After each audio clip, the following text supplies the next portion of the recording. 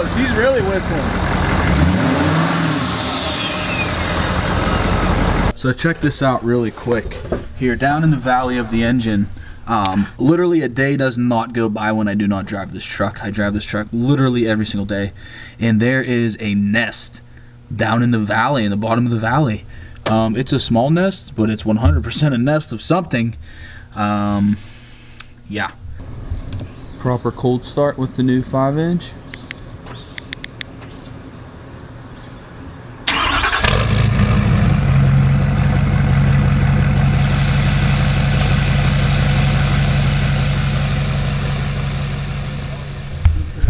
All right, guys, we got the truck pulled in. Gonna start tearing everything down here. Just kind of gonna go and start taking off upper intake manifold. Kind of just going as I go and take off everything that needs to be taken off to expose the turbo, right? Is that what we're doing? That's what you're doing. That's what I'm doing. Yeah, Dan's not doing that. So, you know, we're here, we're making it happen. I'll help you. Yeah, he'll come in when the crucial stuff starts, but right now we got this.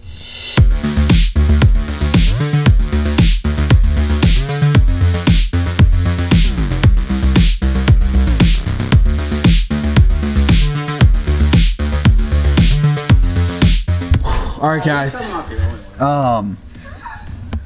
We're ready to pull the turbo. What are you laughing at? What's so funny? Laughing at you working on your truck. Yeah, so Dan laughs at me. I mean, but whatever. I mean, it's done. It's ready to go. He did jump in a couple times to help, you know, but so here's what we did. We took off basically everything. Intake manifold, the whole nightmare of a situation that thingy is. Check this out here. This is... all this stuff is absolutely, personally, I think garbage. I don't like it, and I don't want to put it back on, but we're going to put it back on for now. So this is the quality of air that is, you know, going back into the engine here. That's EGR. Very nice, very nice. So we have the actual downpipe out. This is why, if you guys do like a full complete exhaust on a Powerstroke, this is why they don't give you a downpipe, because there's really no need for a downpipe. So, you know, it already has a, you know, a very free-flowing open 4-inch that isn't pancaked like a Duramax one or anything like that. You know, it's just, you know, free-flowing all the way down through. So that is why you don't get a downpipe. A lot of people had that question. Why don't you get a downpipe when you do a complete exhaust on a Powerstroke? There you go. This little elbow thing comes off the back of the turbo and adapts into the actual downpipe. So basically the next step we have is to pull the turbo and do the SPE modification and put it back in.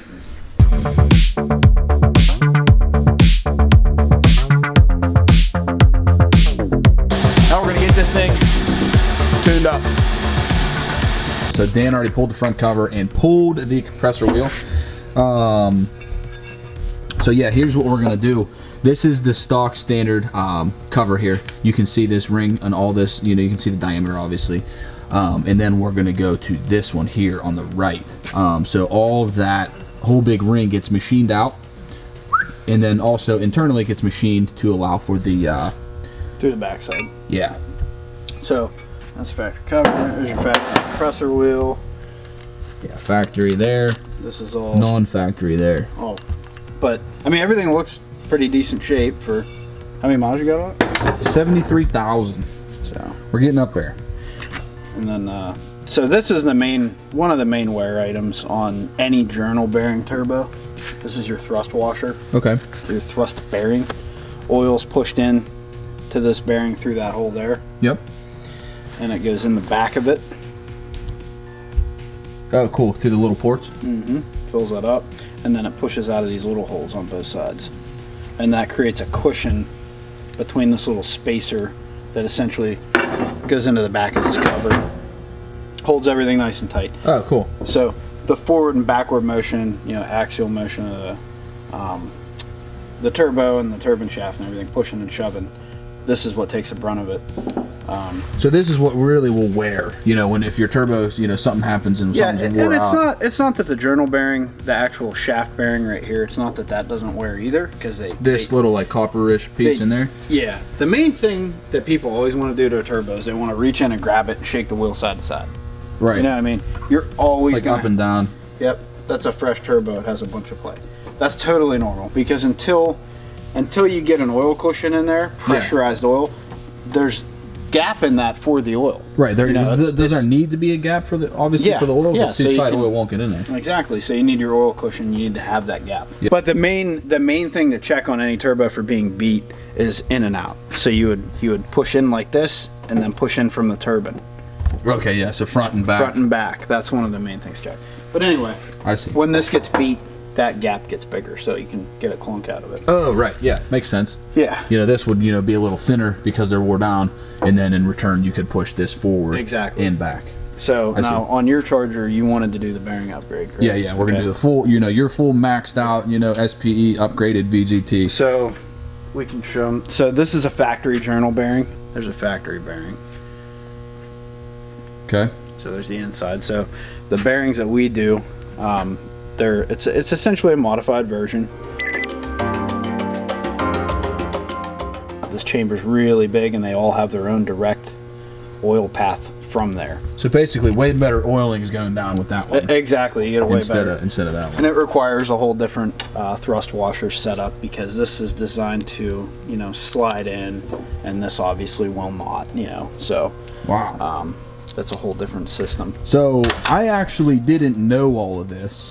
There's a lot more that you're changing here rather than just, machining out the cover and putting a bearing compressor wheel in. Yes. The bearing upgrade is a whole nother thing, but that is optional. So okay. We do that. But yeah, that's some of the main differences. Turbines we don't mess with. It's honestly not worth it, because once you start going a lot bigger on the turbine side, you start dealing with turbo lag, because that's just physics, and that's defeating the purpose of these turbos. Right. If you're going to do that, go non-VGT. If you want to go beyond 650 horsepower, in that ballpark, there is literally no point of messing with these, in my opinion. Wow.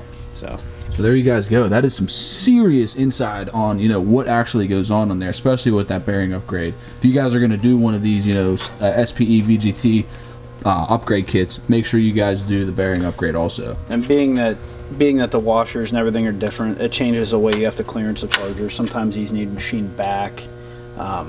It adds a lot more time in building it, because everything needs spec'd out a little bit different. You know what I mean? So the oiling system is 10 times better with the the bearing upgrade. Absolutely. They should last a lot longer. Oh, absolutely, yeah, definitely. Wow, that's awesome. And the thing is too, is like, people need to understand, like, when you put this on a truck that has a little bit more fuel than factory, in a really hot tune. Yeah. This thing's spinning way faster than it was designed to spin. Oh, okay. So makes sense. Like, as you increase boost, you're more than likely increasing RPM on the turbine shaft. Yeah. And your whole center section, compressor wheel, turbine, they're all spinning way faster than they did to begin with, and they were even designed to do. So anything you can do to help that is obviously a good thing. So wow. Literally, there you guys go. That is why I'm choosing to do this one on my truck.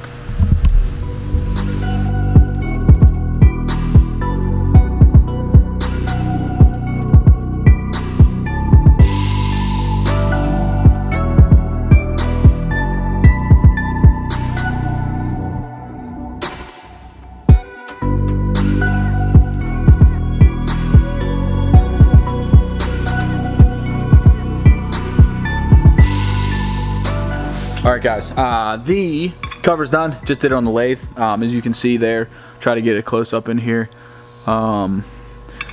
Inside diameter bigger to accommodate the wheel, and then the silencer ring gone.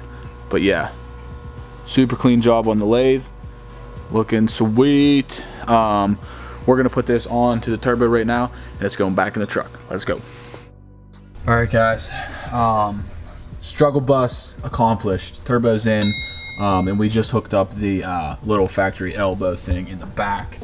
We'll take a look at there real quick. That is probably the hardest part to this whole thing, is that actual little elbow that hooks to the back of the turbo there. It's just tight. It's just tough to get to, but we got that on. Done deal. And then next to go in is the actual downpipe. So down here we're almost done, but take a look at it real quick in there with the you know, the machined housing in the, you know, his spec wheel looks very, very good. We were gonna powder coat it, but we're kind of short on time. It's getting late in the day. And anyways, with the stock nightmare of a situation down there in the ground, you literally can't even see the turbo. So we have some secret stuff in the works. As you guys know, we've been dropping hints here and there. Whenever we do that next step, you know, obviously we'll powder coat it, and we're gonna, you know, match a bunch of things with the powder coat. But anyways, yeah, I'm gonna get going. We're gonna get the rest of the stuff bolted back on, and we'll try to get a start up here very soon. Oh yeah, real quick, I almost forgot. I did clean out the rat's nest. It is right there. I don't know if it was a mouse nest or whatever, but there was nothing in it. So there you go. Alrighty guys, we are fully on. What's that? Do your inner fenders. Oh yeah, inner fender's not on, which I hate. Those are such a pain. Putting on fender liners, I can't stand them. But no, I wanted to leave that off, so I wanted to start it, you know, make sure that was all sealed up there. But alright, everything's back in. The hardest part, honestly, was just that elbow in the back with the downpipe. You know, everything else is pretty cut and dry. The up pipe V-band clamps, those little ones, yeah, on the turbo. Those are kind of a bitch, dude. But well, I pulled that heat shield off, and it was pretty easy to get to, which wasn't too bad. You guys can definitely, you know, if you have some mechanical knowledge and some basic tools, you could definitely tackle this. All right, ready for the first fire up? Yeah, here you go. Key.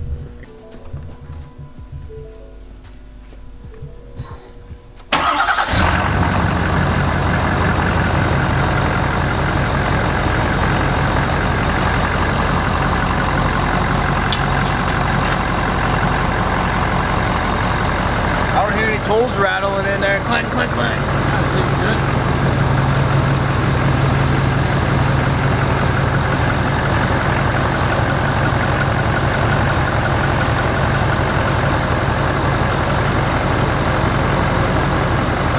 All right, guys. The reason I left that inner fender liner out is check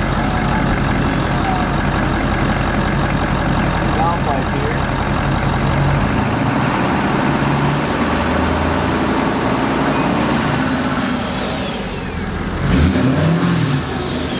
Oh, she's really whistling.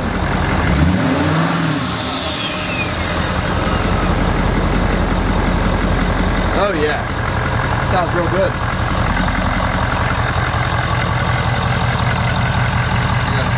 Add a little bit of coolant.